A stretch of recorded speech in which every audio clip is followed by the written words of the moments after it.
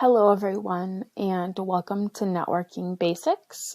My name is Lee Burke. My pronouns are they, them, and I'm going to be talking to you about building your professional network in person and virtually.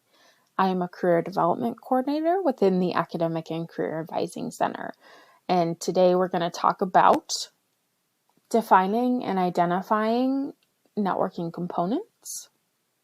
We're going to talk about actually how to network. We're going to talk about why virtual platforms and what the value is in using them. I'll give you some networking advice, and that's going to be kind of sprinkled throughout the conversation today. And then we'll wrap up with some resources for you. So networking equals connections. That's, I think, what everyone thinks of when they think of connections. But when we think about networking, it also is important to understand that it builds on both what you know and who you know. So we hear a lot about networking being about who you know. But what you know is just as important in this networking process. And so today we're going to talk about how to kind of bring those two things together into what is truly a holistic networking approach. So, how do we network? What does that look like? What does that mean? So there are four kind of basic components with networking. The first is to identify the who or the what that you want to think about building connections with, right? So this can be a person, this can be an organization, this can be an industry, right? So if you know that dream big, you'd love to work for marketing at Google, right? Then your job would be to research LinkedIn profiles, articles, all kinds of different things related to the organization and locate people who are doing that job, right? And learn a little bit about them from your virtual research before connecting with them, right? Now, for those of you who might still be exploring majors or career paths, you don't have to be that specific, right? If you know that you want to work in healthcare, but you don't 100% know what that means yet, connecting with multiple people who have different roles within healthcare can also be just as effective in this networking business, because getting introduced to one person can also just be beneficial, right? Everybody knows other people. And so if you connect with a nurse, for example, and then you realize, I don't think nursing is the right path for me, but they say, it sounds like your interests are more aligned with fill in the blank. They might be able to connect you with that person. And so that allows you to continue to network with other people and leverage that person that you met and spent time with to connect with others. The important piece of all of this, though, is that networking isn't a one-sided process. And so while our goal with networking is to build a connection so that we can gain information, gain an internship or a job offer at some point, right? Learn about a graduate program so that we can be admitted, all of those things. It is important for us to share information back and forth, right? And so networking isn't a one and done thing. It is a reciprocal, ongoing process. And so it's something that you want to be intentional about maintaining for those folks that are going to be integral to your success, right? That doesn't mean that you message them weekly and let them know what you're doing, right? But if you're not updating them at least once a semester on what's going on in your life, what you're learning, how you're growing, then you're not really giving them the share back component of networking, right? Because if they know how you're doing and they're learning about you, right, they're seeing your growth, it helps them know, right, if they're interested in bringing you on board, just as much as you know from picking their brain if you're interested in their field, their industry, or their organization, right? So that all sounds great, but networking can be intimidating, and I absolutely understand that. As an introvert, networking is not my favorite thing to do. However, there's a fairly easy solution to getting started with this process, and it's closer to home than many folks think. Start with who you know and what you know. Again, so we're coming back to that. So I want everyone to kind of pause and take a moment here to think about who already exists in your life. Whether it's a family member, a friend, a current or former supervisor or colleague, an advisor, a faculty member, a career development coordinator, a mentor that you have in your life, right, that is connected to other people, that knows folks in an area that you're interested in exploring, right? If you're in a declared major, your faculty are a great resource for this, right? Even if, for example, no faculty in your department are doing research that you're excited about, right? You have a really specific area of research that you want to focus in on, and you have an idea of going to graduate school in a specific, niche area of your field. Your faculty most likely went to grad school or worked previously with someone who has that interest area or knows somebody who does.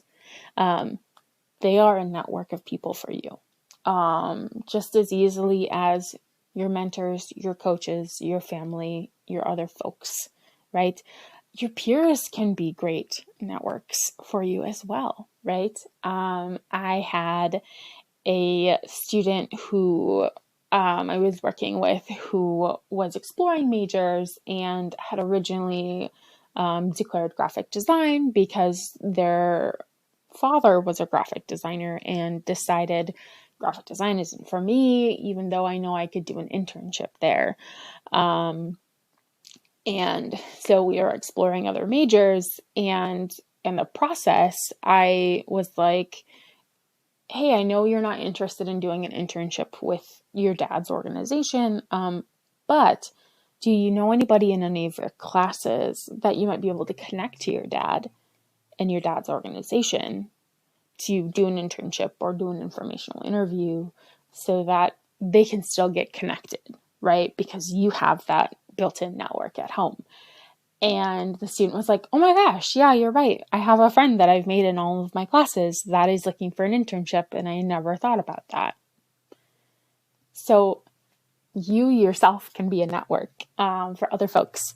And so think about the who you know and the what you already know. So don't necessarily think about, oh, I need to go find a recruiter for Google, right? Think about who's already in your world. And see who they know, and what they know about your fields of interest, and start there. Okay? So now we're going to dive into why use virtual platforms.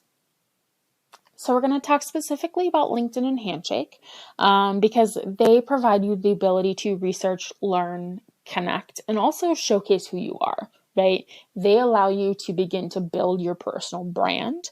And so they give you ways to build your professional self, in a virtual world. And so by creating a public Handshake profile and by creating a LinkedIn profile, you open yourself, your professional self up to being recruited, right? And you open yourself up to connections that way. And so it's important to understand that in order to be an effective networker on these types of sites, you need to have a really well curated platform. So that means keeping your content up to date, right? Making sure that you're highlighting the key things about you. The nice thing about a Handshake or a LinkedIn is that you're not limited lengthwise like you are on a resume. However, you do want to be mindful of not having every single thing on those profiles, that the key important things get lost. These opportunities also allow you to seek out positions, right? And so in the process of looking for an internship or a job or volunteer opportunities, you may also discover organizations that you're interested in, right? That you may have never come across before. And the great thing about this is both tools allow you to follow companies. So you can follow companies and learn more about them. Companies have profiles on both of these sites, which means you can dig into what do they want the public to know about them, right? This usually includes things like their mission, their vision, their values, how many employees they have.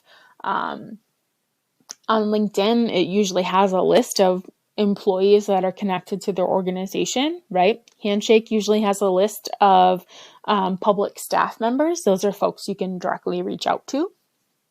And on Handshake as well, you'll see reviews for fellow students who may have done an internship or had a job with that organization. And so students can leave reviews for opportunities that they've had with that organization. So you can learn even more about the organization through those platforms. So there's no one magical place to go to network, just like there's no one magical place to go to find a job. But these two sites are great opportunities for building a network, building a brand, and being able to connect with folks that maybe you wouldn't necessarily be able to connect with in person, right? To allow you to expand that network beyond Stevens Point or beyond Wisconsin or beyond your hometown, wherever that may be, and be able to look beyond those places for opportunities. So we're going to talk briefly. Some of these things I already talked a little bit about, but how to network via these platforms, launch and update your profile. So again, showcasing your knowledge, your skills, your experience, and your interests.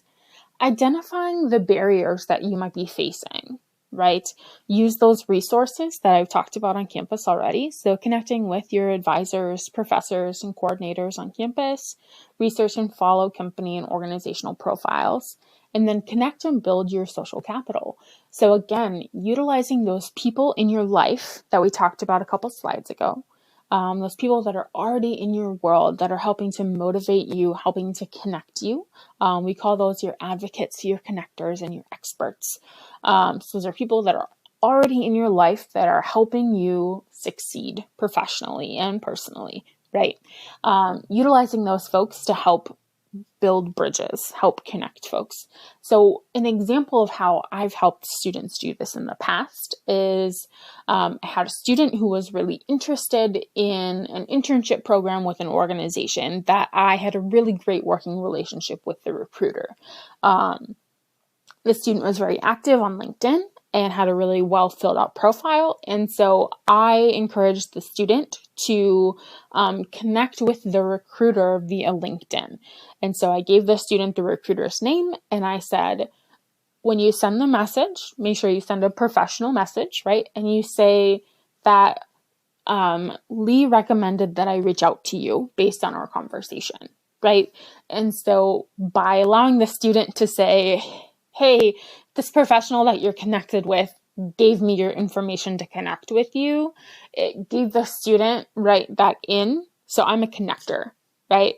So I was able to connect that student to a recruiter so that the student could learn more about an internship program, because the student wasn't able to connect in person with that individual at that time. So that's one way that someone within your already existing network can help you build your social capital and build your network. So we've already talked about the importance of LinkedIn. Here's a LinkedIn profile checklist that kind of walks you through why to LinkedIn. The QR code that's here on this screen takes you to LinkedIn University, which has some great resources for getting started on LinkedIn, getting hired on LinkedIn, all sorts of great things. You could spend days in there.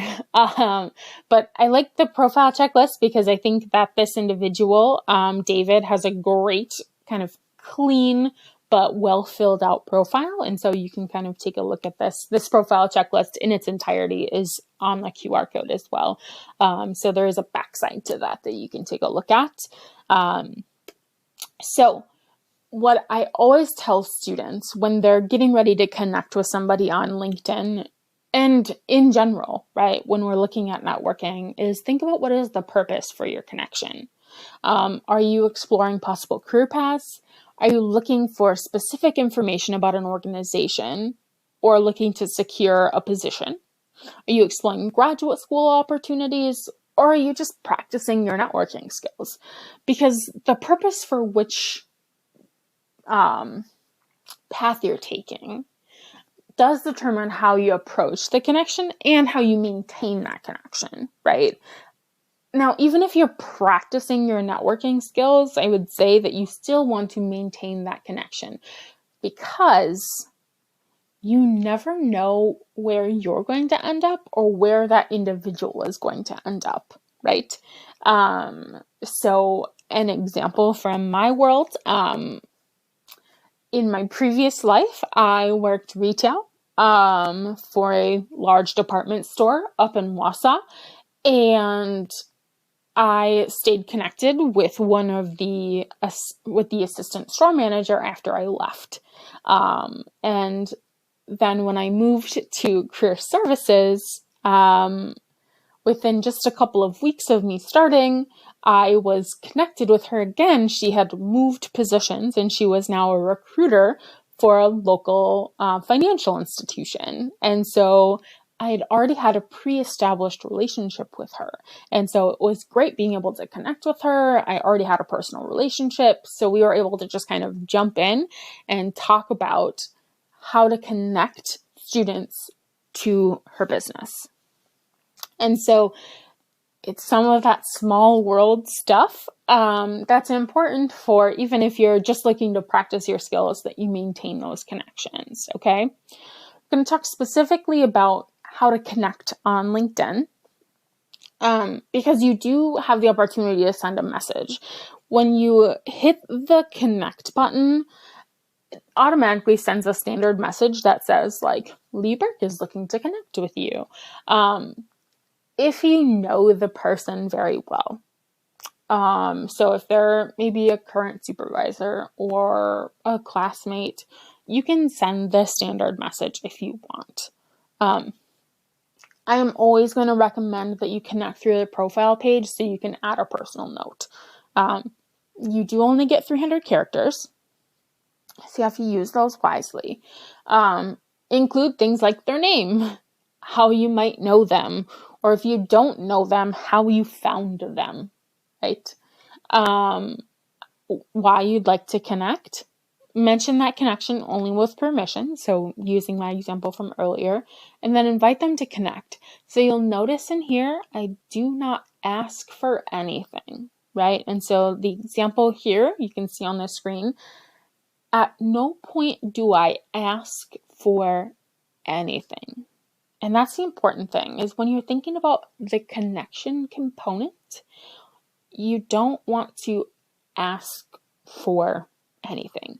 So this one does kind of say, like, I would like to learn more about your company as I begin to think about summer internships. So there is that alluding to, I might want to do an internship with your organization. However, it does not flat out say, like, I want an internship, right? And so it's important to understand that distinction.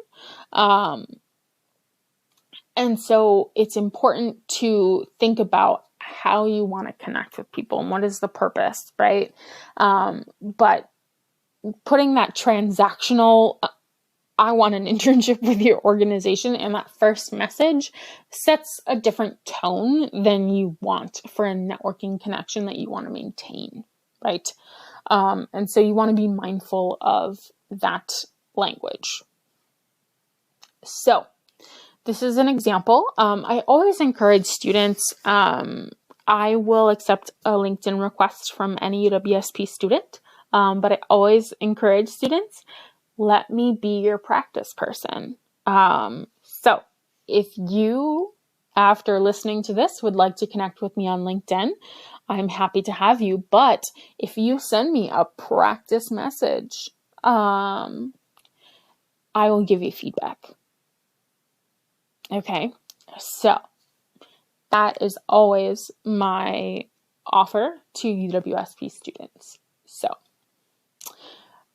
now we're going to talk a little bit about Handshake. So again, I've talked about the peer connections and the peer review pieces of employers. We've got some great articles in here. The QR code will take you to some great opportunities and resources within Handshake.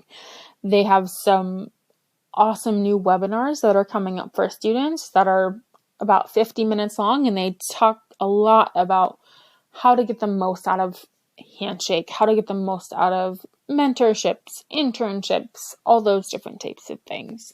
The other thing that is really great about Handshake, other than the fact that we host all of our events as a campus in Handshake, is that we have networking events with employers in Handshake. And so we have our UW System Career Treks program, and those are hosted once a week. And every semester, all of our UW System campuses host a employer from their region. And so we have employers from all over the state that get to be showcased. And so they do a live presentation, and then we record them as well. And so it allows students to connect with employers outside of the central Wisconsin region, which is always great for folks who are looking to explore. In addition, we get employers from across the U.S. who post info sessions, everything from the FBI to Goldman Sachs to school districts across the U.S. So regardless of your interest, there are employer networking events that exist within Handshake. You just need to check out the events page, and you'll be able to find plenty of ways to network with employers. So we're going to talk about some tips and tricks related to networking. So some other things to consider. One important thing is related to algorithms. And so when you're searching for things, whether it's job titles, locations, those types of things, there are algorithms on the back end of places like Google, LinkedIn, Handshake, that make keywords important. And so the difference between marketing specialist versus marketing associate versus, marketing assistant, right? You can get different results. And so it's important to do some of that exploring now to learn what that looks like, what that means, and what the expectations are for different organizations. I always encourage students to create a top 5 or even a top 10 list. Research and create a list of the top companies where you want to work, right? Where you are like, that's my dream place, right? And then you follow them on LinkedIn and Handshake. You see if you can connect with them at like our career and internship fairs. Or if you can't connect with them at our fairs, connect with them through Handshake, connect with them on LinkedIn. Follow some of their staff and see if you're able to build a connection with one of them, right? Even if they are on the East or West Coast or down south. recruiters love to be able to talk with students. That's why they do what they do, right? And so even if you can't set up an in-person 15-minute coffee chat, set up a virtual one. Now, timing and perception. It's always better to connect earlier in your academic career, but I also know that folks might still be exploring. And so there is kind of that trade-off, right? You want to be maybe more sure in your career path or your major trajectory before you start building a network. But it is important to understand that some employers are going to look more favorably on a proactive first year versus waiting until after you've graduated or until the semester you're graduating to start building that connection, because that connection is going to feel more transactional, right? The later you go in your college career, the more transactional it's going to be, because you're going to be looking for internships, jobs, grad school help, those things, right? So just keep those things in mind. So I'm going to talk really briefly about social media.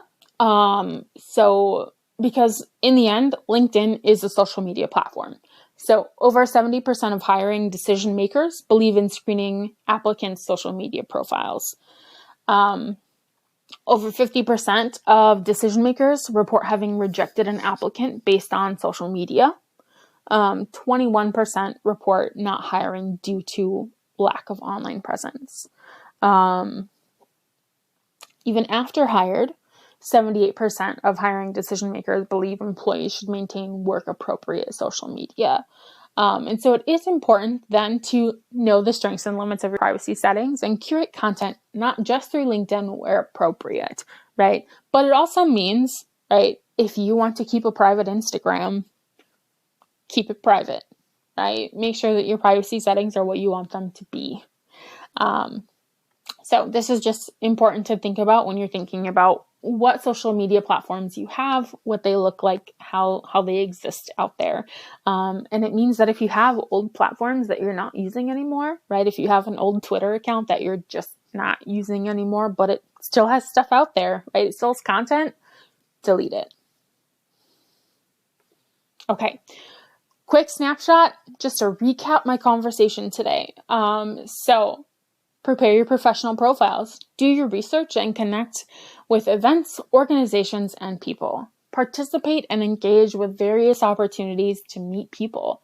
Make sure that you follow up with the people that you meet, stay informed and connected with your contacts, and then help others network. So, great, but what if I don't want to use virtual platforms? Again, we're going to come back to that. Who you know and what you know. So, we're going to talk about informational interviews just briefly. So, an informational interview is an opportunity to connect with somebody. And so, this can be done, again, in person. It can be done over a virtual streaming platform like Zoom or Skype or WebEx. But this is an email sample of a way to request an informational interview. So this is something I encourage all students to do, regardless of you're in school, but especially for my students who are still exploring career paths or major paths. This is a great opportunity to think about, like, hey, I'm a business major and I don't know what that means for me yet career-wise, or I'm a communications major or a biology major, right? It doesn't matter. History major, right? There are plenty of options in a lot of different pathways within a lot of majors here at UWSP. But it allows you to expand your network, still gain some resources, and learn about all the same things that connecting through a LinkedIn or a Handshake connection. So then there's some sample questions here that you can use. These can be also used through connections within LinkedIn and Handshake, so feel free to file these away.